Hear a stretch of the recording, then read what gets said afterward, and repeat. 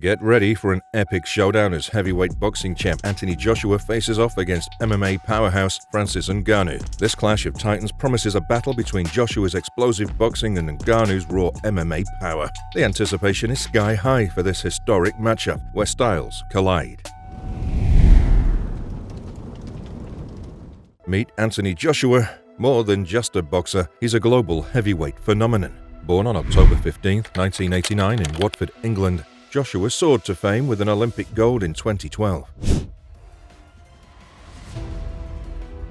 Since turning pro in 2013, he's been a dominant force, claiming the IBF, WBA and IBO titles in a legendary 2017 bout against Vladimir Klitschko. Despite a setback in 2019 against Andy Ruiz Jr., Joshua rebounded with a triumphant rematch later that year.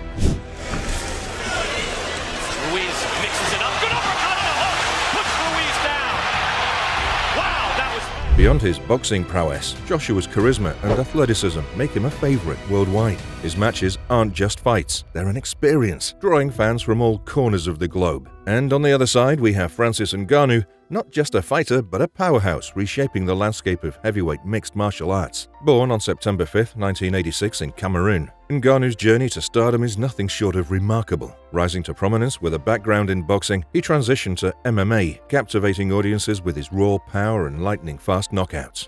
Ngannou's breakthrough came in 2015 when he joined the UFC, quickly gaining attention for his devastating punches. In 2018, he secured the UFC heavyweight title with a spectacular victory over Stipe Miocic. Nice counter right from Miocic, who is now down and out! Francis Ngannou! Known for his incredible strength and striking ability, Ngannou has become a force to be reckoned with in the MMA world. Anthony Joshua and Francis Ngannou are just weeks away from going head-to-head in the ring, and the fight community can't stop talking about it. The price for the 10-round heavyweight clash was revealed recently. The pay-per-view bout is set to happen on March 8th in Riyadh, Saudi Arabia, and while it has everyone's attention, the price tag seems to be slightly lower than the one they put on Ngannou's boxing debut match against Tyson Fury. All that aside, both fighters have a lot at stake. The winner of the March 8th bout is expected to fight the winner of the May 18th title fight between Fury and Usyk. And even though officially there are no belts on the line, Joshua has already called his fight with Ngannou my undisputed title fight.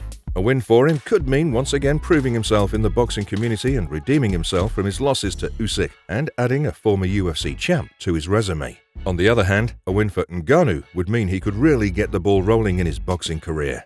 The Predator was undoubtedly a force to be reckoned with in MMA, but it's no secret that he hardly has the same experience with boxing. This would be his first official win. Joshua and Ngannou met in London for a promotional press conference ahead of the bout. The two heavyweights were joined on stage by Eddie Hearn, Dewey Cooper, Frank Warren, and Josh Denzel. Watching Joshua and Ngannou interact on stage made it clear how much respect they had for each other. The exchanges between them were just aggressive enough to keep the theme of a heavyweight clash going. But honestly, who were they kidding? The whole time they were exchanging slight jabs and puffing up the chests, they mostly just looked excited for the fight ahead. Ngannou even tweeted about it with a post of their first face-off. Speaking of which, English boxing manager and promoter Frank Warren also discussed how excited he was for the fight. He praised the state of boxing as a whole and went on to call the Joshua vs. Ngannou bout brilliant. If one of them, whoever lines that first big shot, so it's going to be, I think it's a really, really interesting fight, exciting fight, and I genuinely do not think it's going to go the distance. In his exact words, the fight was going to be explosive for fans. Ngannou may be a lean, mean, killing machine in the world of MMA, and his one-punch power has the ability to get him early round TKOs, but his boxing skills? Not all that great. In the octagon, Ngannou managed to keep a record of 12-2 and never lost his heavyweight champion title. But things might be a little different now that he's switched sides. Granted, he's new to the game, his fighting style is more influenced by street fighting. In terms of skill and technicality, when fans and analysts look past his sheer strength, they can easily spot the technical flaws in his game. He has the speed and strength for it, but not the strategic thinking for boxing. In an attempt to land blows and strikes, he ends up overlooking the strategizing aspect of the match. On a scale of 1 to 10, with his current skills and stats, we'd rate him a 4, but take away his strength and speed and he'll fall down to a 2. That's how lacking his strategic skills are. Despite all of this, David Haye seems to think Ngannou is the baddest man on the planet. Choke him out for most of the time. Gradually if he chose to do so. Right. So it's like, it's two different sports. Add to the fact that the British pro boxer said this after the Predator's loss to Tyson Fury. The event, labelled Battle of the Baddest, took place at the same location the Joshua vs. Ngannou bout will be happening. It was the former UFC champ's first boxing match since he parted ways with the organisation in 2023. The 10-round match with Fury was a hit with fight fans, and for good reason. It was a nail-biting exchange of blows and strikes that left the crowd unsure of who would have the upper hand. He's walking onto shots, struggling to find the target of his own shots. There's the uppercut, the guard of Ngannou is wide open. By the final 2 rounds, Fury seemed like he was running out of options, and the crowd was bewildered by the possibility of what might happen. The fight turned out to be a white knuckler that ended with Tyson Fury's hand raised in a split decision. The 3 judges scored the fight 96-93, 95-94, and 94-95 in favor of the Gypsy King. A 1-point decision on the 3rd card. Winner by split decision. Still undefeated from the United Kingdom, the WBC. The results of the bout had the whole fight community riled up, given that most of them believed Ngannou was robbed of a win that was rightfully his. But clearly, the loss did little to hurt his position in the sport. He's set to face former heavyweight Anthony Joshua, after all. Joshua is a straightforward boxer-puncher. He's got solid fundamentals that get him through most of the fight as long as he stays on the offense from a mid-range. But beyond that, the man's a bit of a lost cause. He has a fair jab and good power. Those 2 factors paired with his footwork and height can be combined to be an asset in the ring.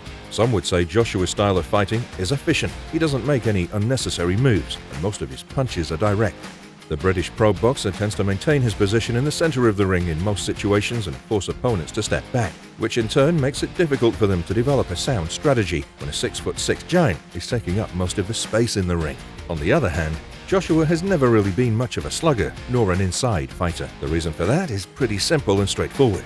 He doesn't have roughhouse boxing skills. And while he can throw a hard punch, he has a really bad habit of pulling back, which gives the opponent the opportunity to follow and land on him.